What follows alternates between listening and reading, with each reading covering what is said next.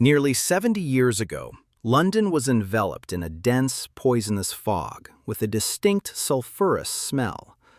This phenomenon, which went down in history as the Great Smog, lasted for 5 whole days. The morning of the 5th of December was no different from the previous few, except that it was particularly foggy, a typical occurrence in the British climate. In the weeks beforehand, the weather had been unusually cold, with heavy snowfall across the region, and city residents were burning large quantities of cheap, sulfur-laden coal to keep warm. Under normal conditions, the smoke would simply have risen into the atmosphere and dispersed.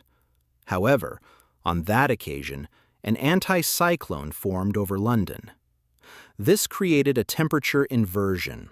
Stagnant cold air became trapped beneath a lid of warmer air. Within this fog, exhaust fumes, industrial emissions, and smoke from stoves and fireplaces began to accumulate with nowhere to escape. Each day, London's plants and factories released around 1,000 tons of smoke particles, 2,000 tons of carbon dioxide, 140 tons of hydrochloric acid, and 14 tons of fluoride compounds into the air. Among these emissions were also 370 tons of sulfur dioxide, which were later converted into 800 tons of toxic sulfuric acid. I remember 1952. I was 9 years old. I could barely see the school bus I was meant to catch, and a policeman with a torch escorted my father home, recalled one eyewitness of the events of 1952. By the evening of the first day, the smog had become so thick that visibility dropped to just a few meters. In some areas, people could not even see their own feet. Weather forecasts optimistically predicted that the fog would soon clear. Nevertheless, in the following days, the situation only worsened. On the 8th of December, a full transport collapse occurred. Owing to the poor visibility, all cars and buses were taken off the roads, and flights were diverted. Only the London Underground continued to operate. Were cancelled. From the audience, it was so dense and saturated that it seeped indoors through windows and doors. A number of theater performances were cancelled. From the audience, it was virtually impossible to see the stage or the cinema screen. At first, however, there were relatively few reports about the harmful effects of the so-called P-super, as Britons dubbed it at the time.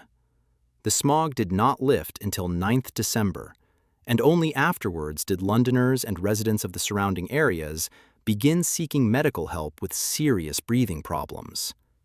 Many people were admitted to hospital.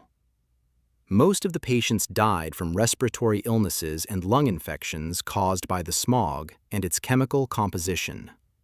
The majority were children, young people, and the elderly.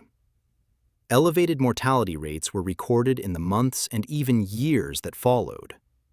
Modern historians estimate that around 12,000 people died as a result of the events of 1952.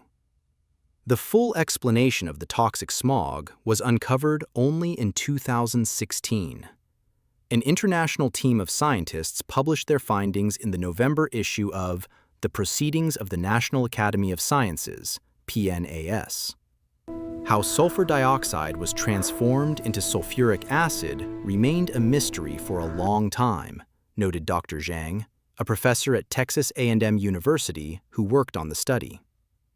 The scientists concluded that nitrogen dioxide, a byproduct of coal combustion, facilitated the process. The reaction occurred within ordinary fog, where acid particles were formed. The natural fog later evaporated, but the acid particles remained and dispersed across London.